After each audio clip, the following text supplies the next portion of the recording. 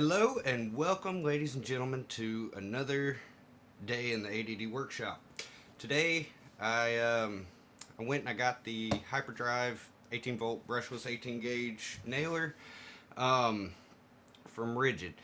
I had been talking about getting this for quite some time now, and I finally had a bunch of trim to put up and justified buying it. So here we are. So picked this up the other day. I got a bunch of shoe mold and crown mold stuff to put up.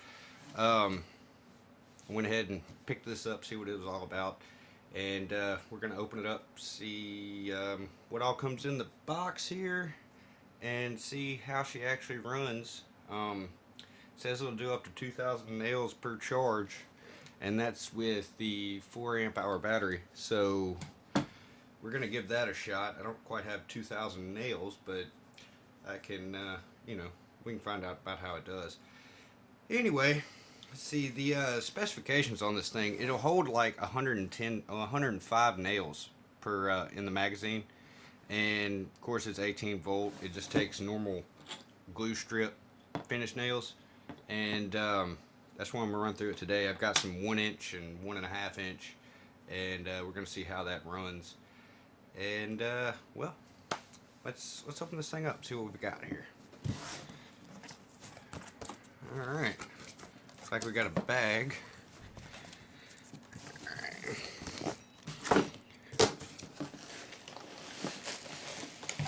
All right, and it's off of the box there. And we've got a manual here. Might look back at that here in a second. Don't know. Comes with a couple of nails, not a whole bunch. 2 strips of what look like 1.25 inch finish nails, 18 gauge. We'll give those a shot, run them through too. Got a nice canvas bag here. It's actually kind of large. I've had their bags for their drills and impact wrenches, and they're kind of small. And you usually want to put more than one thing in a bag at a time anyway, just to save space. So it's nice that it's a bigger one. Looks like it's going to need it though, considering this thing is pretty large. It's not a little nailer.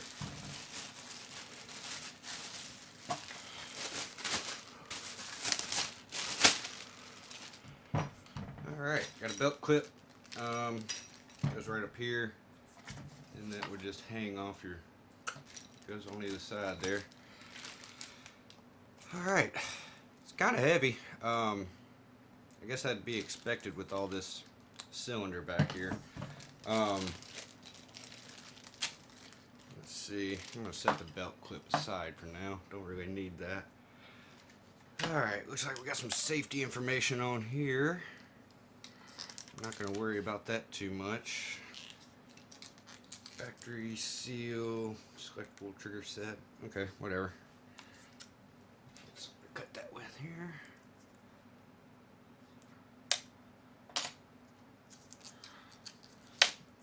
Alright, takes care of that. Takes care of that. Alright. So here we are. It's got a magnesium construction. Alright, go up to 2 1/8 inch on the magazine here. It's not a very big magazine. I can tell they tried to keep the size down this way, since they couldn't keep the size down this way. But, you know, they had to make it somehow. Got a nice jam release here. Nice big finger grab for that. Now you got your depth adjustment for how deep you actually want this thing to go here. Looks like the more you turn it this way, the deeper, the deeper it will go. It's kind of chewy. That's not a wonderful dial. Doesn't sound too quality to me either. Alright, got a trigger down here. Up in here, that is for, I believe, rapid fire. Yeah, rapid fire and single shot. We'll try out both those settings, and it'll do down to 5/8 size here. and we can adjust how much air is getting shot there, how deep we want to go. Alright, it's not too bad, honestly. Okay, just slip the 4 amp hour battery in here. Alright, we'll start off with the little 1-inch nails here.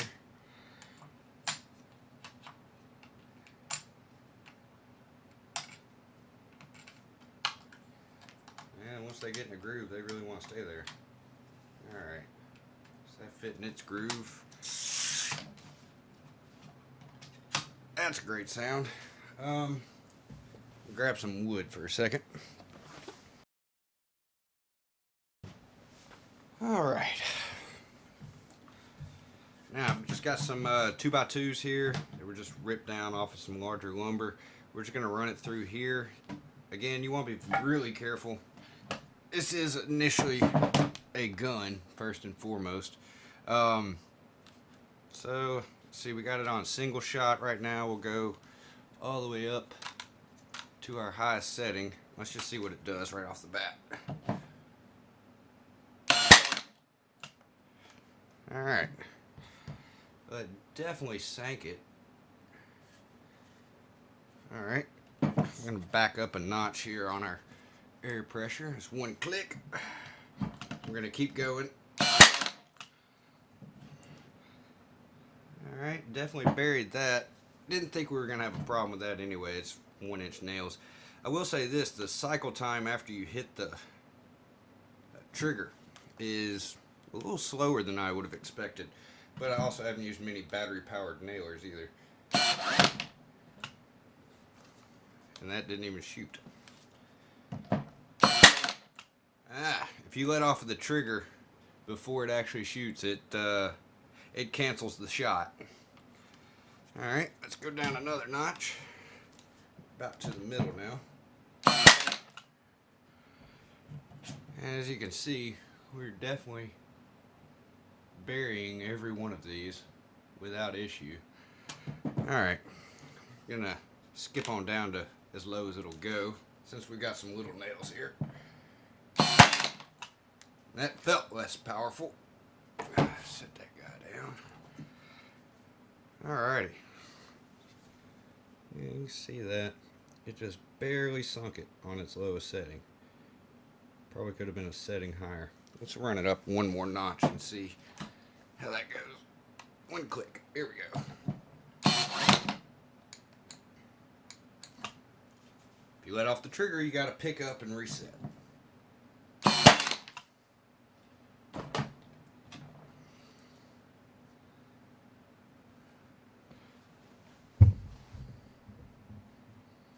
Now, I can't tell any difference in really any of these except for that one. Yeah, at least you can see some. That's one click up, and that's probably where I would set it for 1-inch 18 gauge nails. Alright, let's try the rapid fire setting, shall we? Alright, go. We're going to run this all the way back up and click over to our rapid fire setting. It's got 3 little nails on it. Let's see what happens.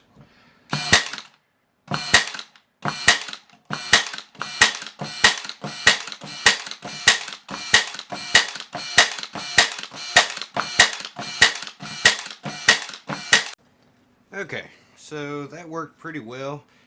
It shot through pretty good, and the cycle rate was real nice on it. It got every one of them nice and deep, and now I'm going to give it a shot and go with a little bit bigger nail. I'm going to get a new piece of wood here, get rid of this old one, and give the 1.5-inch nails a shot. Okay, so we got the 1.5-inch nails loaded. I'm going to go back to single fire and be a little bit careful because these are longer than the last ones. So here we go. Now I'm going on max setting here and give it a shot. sank it. Sank it all the way. Actually came through the other side of the wood a little bit. So that's excellent. Yeah, it fully sank it.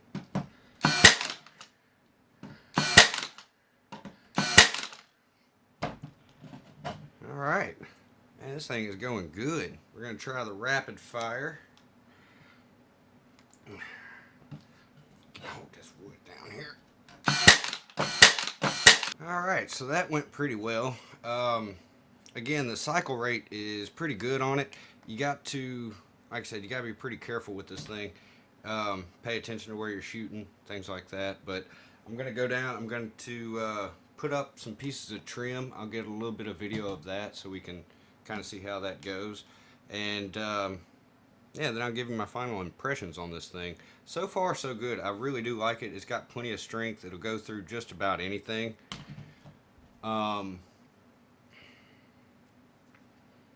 And other than that, yeah, I like it. It may be a little pricey for what it is, but... And yeah, with that multiple fire mode, you can get quite a few rounds out of this thing pretty quickly. For trim, that's debatable whether or not you would really need that. You're not going to be rapid firing trim into a wall. You'll more than likely be, you know, one shot at a time kind of deal. But if you like to hold the trigger and go down, it gives you that option. It really seems like you could run this thing all day. It hasn't jammed up on me yet. Of course, I did not very many of them. I'm going to go lay some trim, do quite a bit of that, get maybe one room done. I'll get some video of that. It's kind of hard to do trim. You have to move so much. I'm trying to set up a camera and do all that. It'd take me forever. I'm going to get a couple shots of it just being put in and give you some final impressions.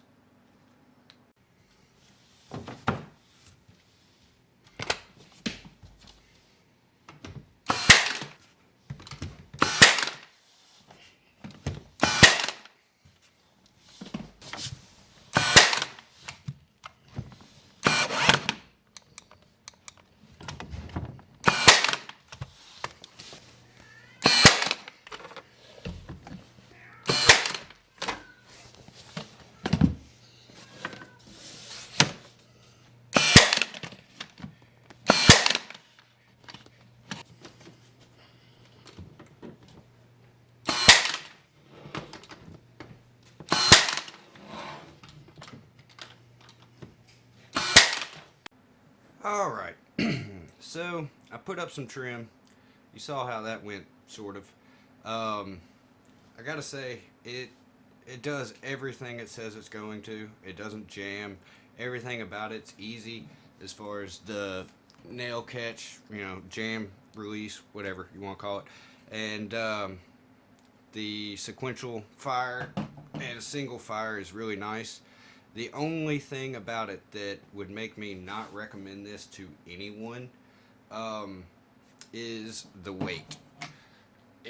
You always putting up trim, you're going to have to hold it like this, going sideways into a wall. You never go straight down, you never go straight up.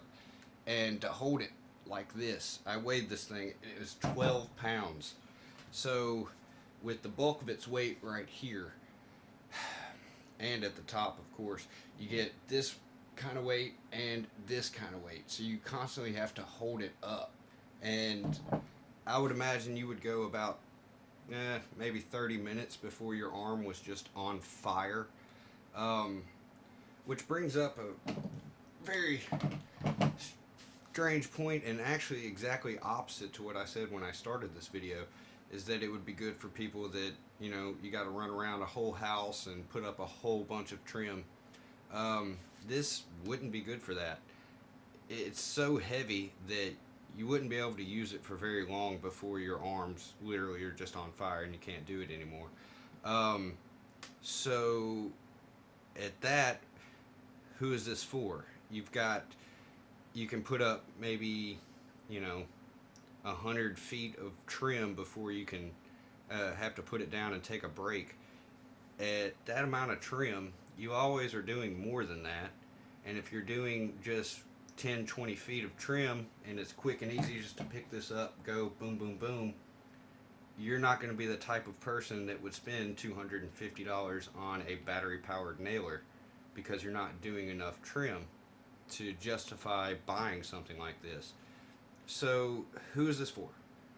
I thought about, the only thing I can come up with would be contractors, maintenance people, remodelers, people that have 10-20 feet of trim to put up in a room, and they maybe have 3 or 4 jobs, you know, little handyman people that need to go put up small amounts of trim very often, which is a very small set of people. Can't believe really that they aimed for a market that small, but I don't think that was intentional. I believe they just thought they were making a good nailer, and for the most part they have. They just have the same problem as most Ridgid tools, is that there's a lot of weight there.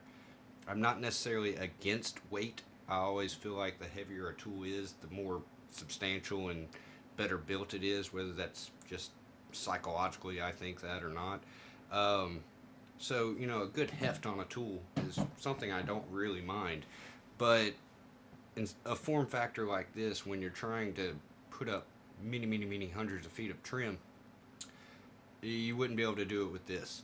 Not to mention getting in corners, you're just about squared off here. So when you get off into a corner that is, you know, perfectly square, and you try to go at an angle, you'll hit down here or you'll hit up here. So you can't get into the tight areas, and you can't use it for long periods of time, and it's very expensive. So I don't really see the benefit in getting something like this. It's kind of hard to recommend buying this. I personally wouldn't. If you have a need that you need to be very portable and you do quick jobs and you need to put in a couple of nails and be done with it, yeah, you know, this thing's pretty cool. And so I wouldn't really recommend buying this, but like I said, if you've got a use case where you've got to be portable, go for it. So on that note, everyone have a wonderful day, and go ahead and like, subscribe, whatever. I will be putting out, my next video will be tearing this apart. I'm not sure exactly when I'll get around to that, but keep an eye out, that'll be up. But thank you all for joining me here at the ADD Workshop, and until I see you all on the next one, God bless, and y'all have a wonderful day. Thank you.